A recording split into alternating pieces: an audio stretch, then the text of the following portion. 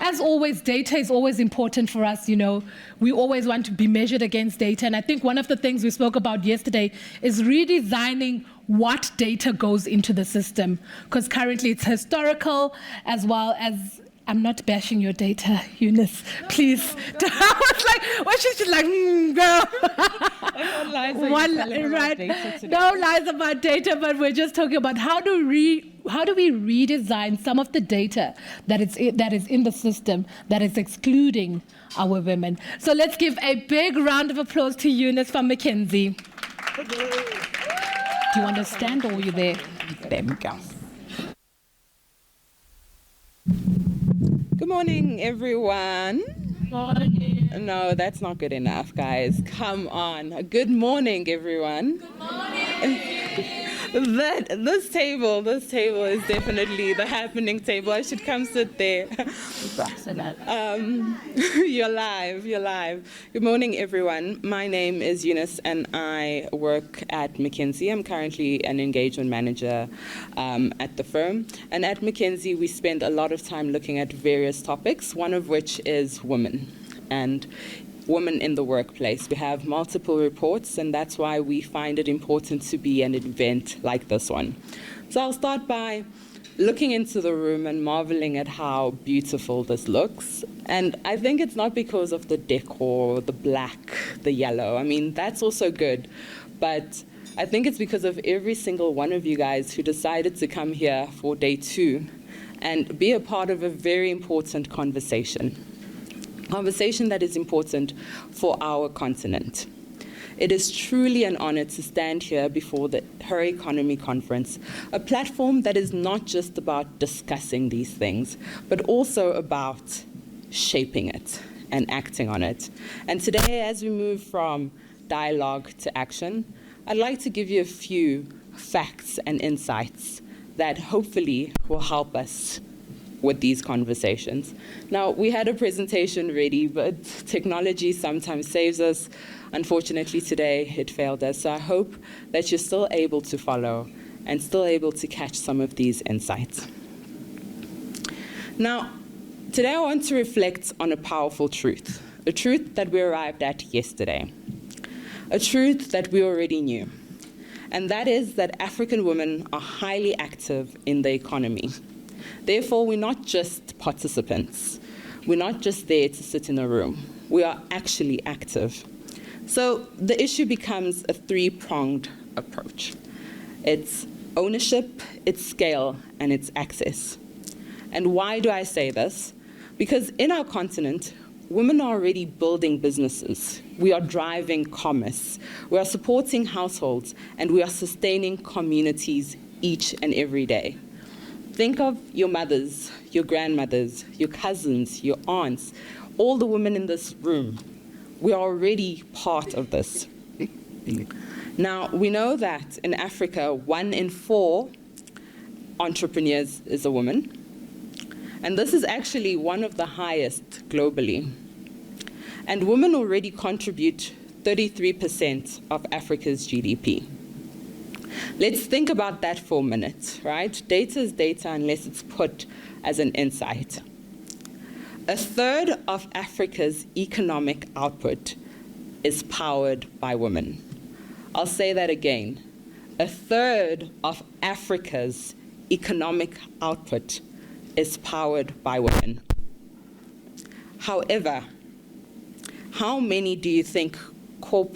much corporate procurement do you think goes to women? I'll let you guys guess.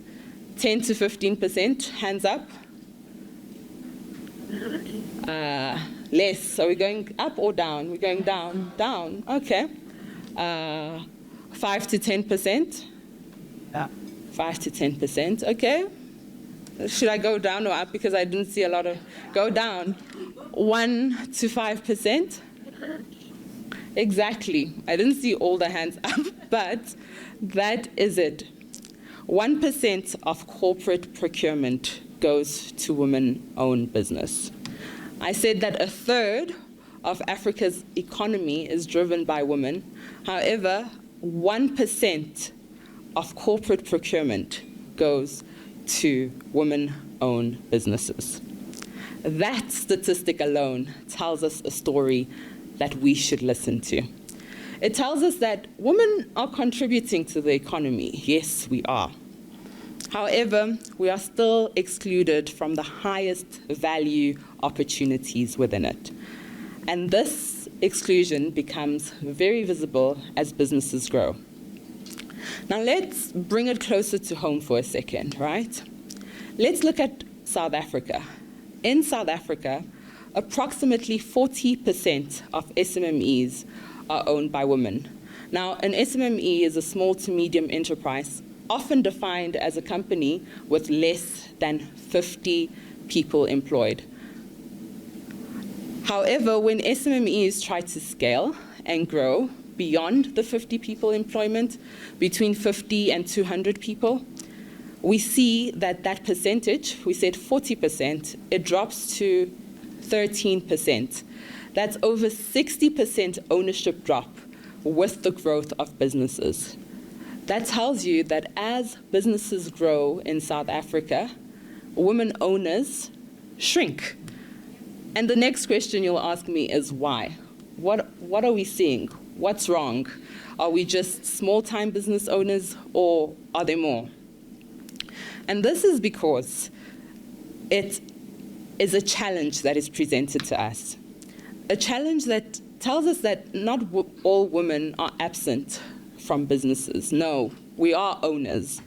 The challenge is that women are systematically prevented from scaling.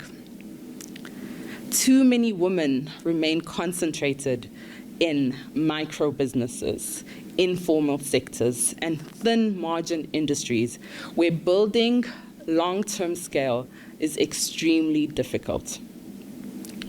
Women dominate sectors like retail, like food, like personal services, which is great. It's not a bad thing because these are sectors that have extremely low barriers to entry. That means if you want to start a hair salon, you can go use your hands and start it. If you want to start a retail shop, you can go and start it. If you want to serve informal sectors, you can go outside your house, you can go into the community, and as women, we tend to go into the community and serve others. You can do this. The challenge is that at this level, there is lower access to capital and scale opportunities. Again, it is not a capability gap, it's a system gap. How do we scale these businesses? How do we enable women to grow from SMMEs to larger enterprises? And while mobile money and digital finance have expanded financial access throughout Africa, access alone is not translated to ownership. You might have access to a bank, you might have access to a server, you might have access to data, but we're not seeing that translate to ownership, and that is what we want to push. Because inclusion without ownership is not economic transformation. The reality is that many of our financial systems were never ever designed around women realities, right? Like when we looked at our global stats, we see that women-owned SMMEs face a staggering gap of 1.9 trillion USDs. That's a gap between women-owned SMMEs and men-owned SMMEs. And yet, what is important is that women are less likely to default on their loans than men, right? So why is there a gap at people giving money or investing in women business as compared to men? The problem is not risk, because that's the next thing they'll say. It's risk adverse, high risk individual. The problem is clearly not risk. The problem is the perception of risk. Women are seen as more risky than our male counterparts.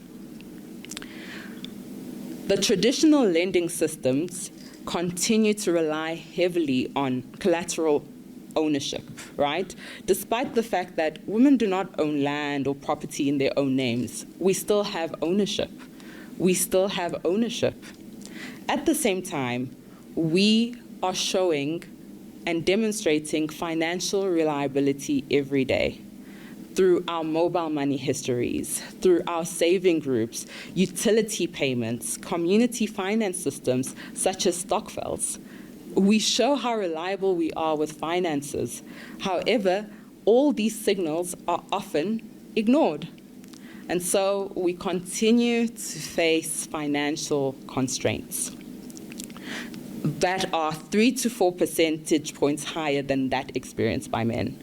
So that means inherently the system is designed to be harsher and more critical to female than our male counterparts. And if this is not a capability gap, this just shows us that it's a systemic problem. It's a systems gap, and the barriers are structural. And for us to find solutions to structural problems, we need structural solutions, because the opportunity before us is enormous. Closing the gender gap could add between $5 to $6 trillion globally. Let me bring it closer to home. We could improve Africa's GDP by 5 percentage points if women scaled their businesses at the same rate as men. But what do you think that means? What does that look like for our future? It means that we have more jobs created. It means that we have more businesses that are expanded. It means that we have many more families that are strengthened. And most importantly, because women play a role of being pivotal to communities, it means that we have a lot of communities transformed. But achieving this future requires more than just good intentions, as we've seen. It requires actions. It means adopting alternative credit models and recognizing women's real financial behavior. It means increasing procurement opportunities for women-owned businesses, and it means that we ensure that women can access financial opportunities. But most importantly, it means accountability. Today, fewer than 30% of African financial institutes collect gender disaggregated portfolio data. That means that ultimately we just collect data. However, we are not gender specific in collecting data. That means we cannot measure the gap. And if we cannot measure something, we sometimes fail to close it, and it continues to grow. Transparency matters. Measurement matters. But most importantly, what this data gives us is something that we need, which is accountability.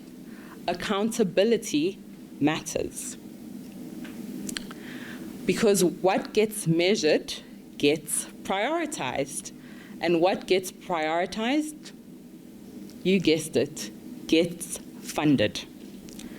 But perhaps the most important thing we must change is our mindset. We must stop seeing ourselves as beneficiaries of the economic systems. And start recognizing that we are architects.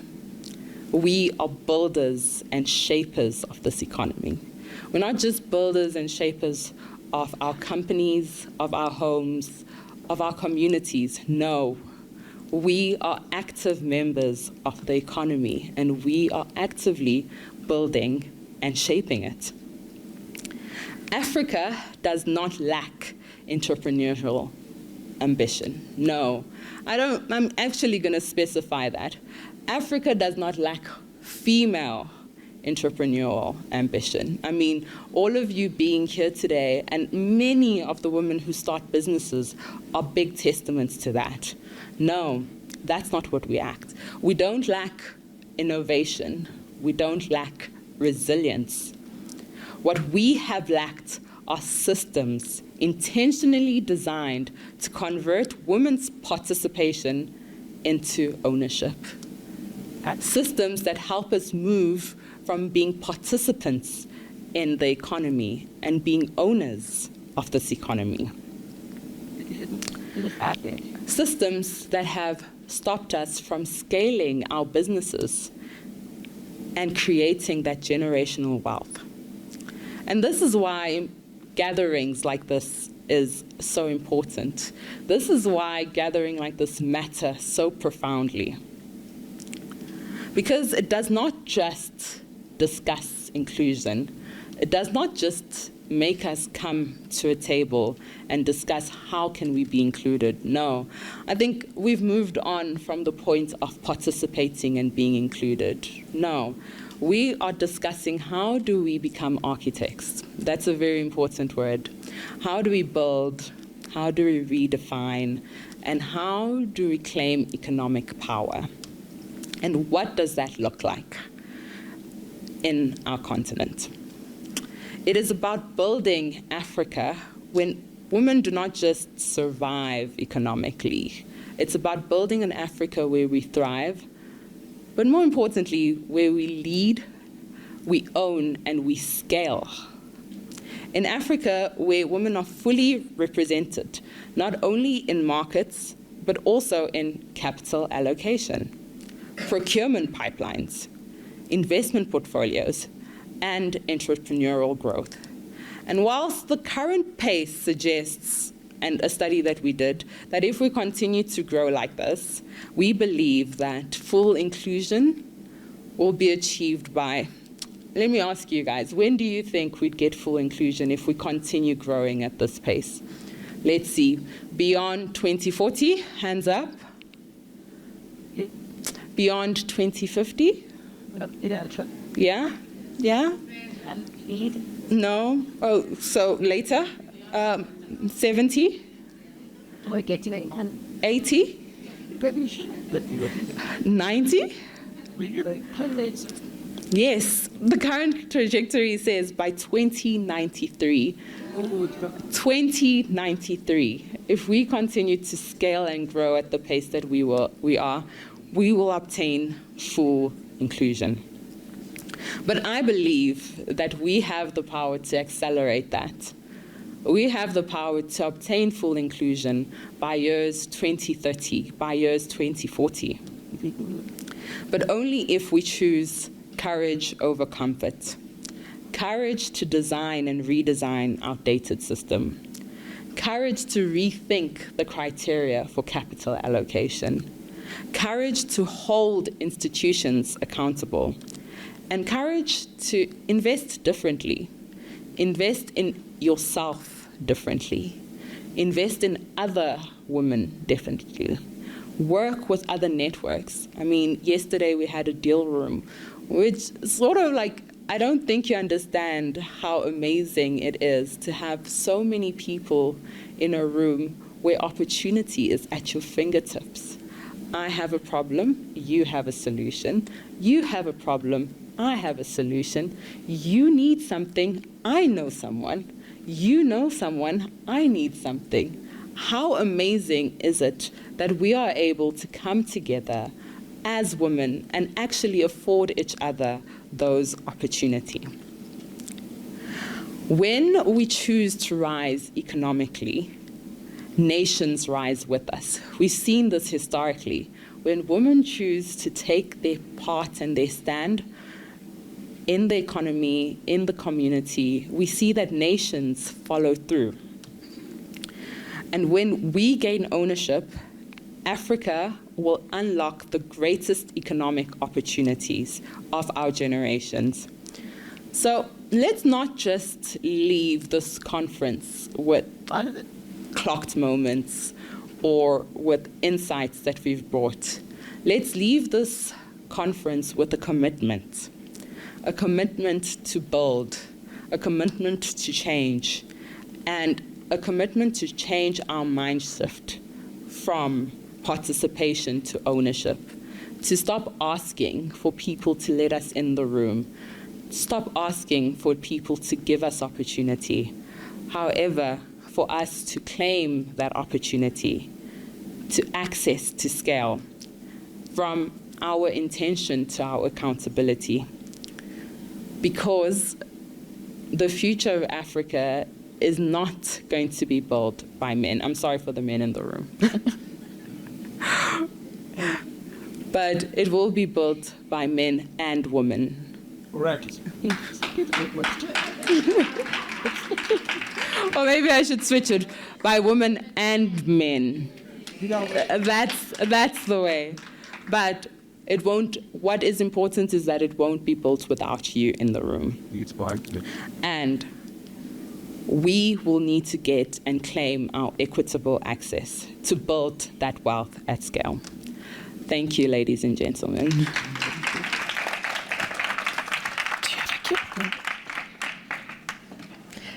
Don't move. Oh, thank you. Let's give Eunice another round of applause. Thank you so much for those insights. Data can always be sobering. I don't know, maybe do we have a second for a question? Is there any question or comments while I have you here? Any question or comments? Oh, hold on. I'm gonna grab. There we go. Thank you. I'm going to put you on the spot a little bit. And it might be a little unfair, but I'd like you to take this with you. To the extent that Accenture has data, and data that supports gender disaggregation, there is a massive drive at the moment for South Africa to adopt the We Finance codes, which is intentional about putting women in the forefront of being able to receive funding for their businesses. As part of your CSI and as part of your contribution, and so Accenture's participation rather than ownership, would there be a conversation to have about handing over that information? So from a McKinsey's point of view, there we go. Maybe I come back here so that. Yes, I think that's a very pivotal question, and thank you so much for asking. Your name, please, ma'am. I like addressing people by Viwe. Viwe, thank you so much for asking. Yes, Accenture aside, I'm sure they have very great data and insights, but from a McKinsey point of view, yes, we do hold a lot of that. No, it's okay. It's okay, don't worry. We do hold a lot of that data, but we also publish a lot of that data. You know, knowledge is only knowledge if you seek it, and you'll find that there's a whole repository of such data that can enable and help people get such funding. So yes, we do publish a lot of our reports and a lot of the data that is behind it. I think that we believe that as part of building the public, it's important that you have access to these things as well. So to answer your question, absolutely agreed and aligned. You can actually find these reports on our website. I think I'll leave Zimkita and Tendai with it so that you're able to also access some of these reports. Maybe I'll ask Kamo to send a few of it through for the team. Perfect. Thank you. Our next question. Hi. Hello. Thank you for the data. So it's actually more of a comment to say, you know, even in this time of volatility, it's great to see that women actually stay invested. So with the two-part system that we have, you actually find that 55% of women are actually not touching the savings portion, whereas men seem to do quite badly in times of volatility and panic. And I think as women, we just need to applaud ourselves that even in times of panic, we don't time the market, but really spend time in the market. Yeah. Absolutely. Your name, please, ma'am? Sorry? Oh, Matt.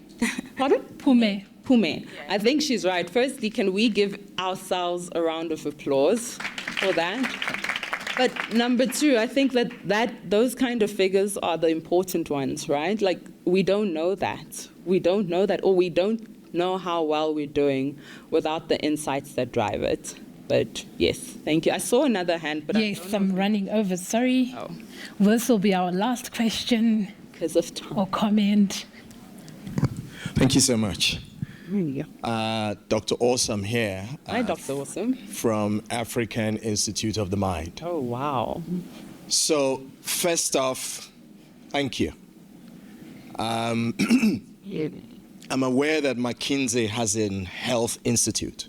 Yes, we do. But what I didn't know was that you guys physically show up at events like this in Africa. So thank you for helping us to realize that. I think I'd like to say that first and foremost. Secondly, do you guys really do beyond this, as in just speak at sessions? Do you really roll your sleeves and put out resources? You see, there's an African adage, and I'm going to interpret it. It really talks about the fact that when you allow yourself to become a pipe that is, a conduit that is transferring water, you stay wet. Okay, so as much as you guys have a lot of data, body of insights, and I'm not being biased, I see a lot of work happening in the West. With McKinsey. The question is, are you guys doing anything on the continent? If yes, where? If not, when? Thank you. Okay, thank you for that question, Dr. Awesome. I think firstly, perception is very important, right? Like you see a lot of shifts in the West from McKinsey, and I don't want to go into exactly what projects we do because some of it is confidential and linked to our clients. But I just want to tell you that we do have an African office, right, which I am part of. And not only do we have an African office, but it is a global firm. Global as in that big brain and all that insights that we have. I did not come up with it on my own. I think that we definitely believe in not working in solo, so connecting all networks. And about getting our hands dirty, I don't think that this would count as getting my hands dirty. I think I come from an engineering background and I work in oil and gas. So when I work on those projects, that's getting my hands dirty. This is actually something that makes us happy because we are very passionate about continental development at McKinsey. So with the millions of reports that we publish, it doesn't end there. We are happy to also speak to any McKinsey person and they'll be able to help you or direct you to any help. So yeah, I don't know what you said about the conduit and remaining wet, but let's keep in contact. Our LinkedIn is available. Kamo is here, which is one of our comm specialists. You can also reach out to him and he'll direct you to the right person, whether it's health, whether it's energy, whether it's power, whether it's education. My passion is Africa development and women development, so this event is something that just really excites me. Thank you so much, lady. Let's give Eunice another round of applause. Thank you so much, Eunice.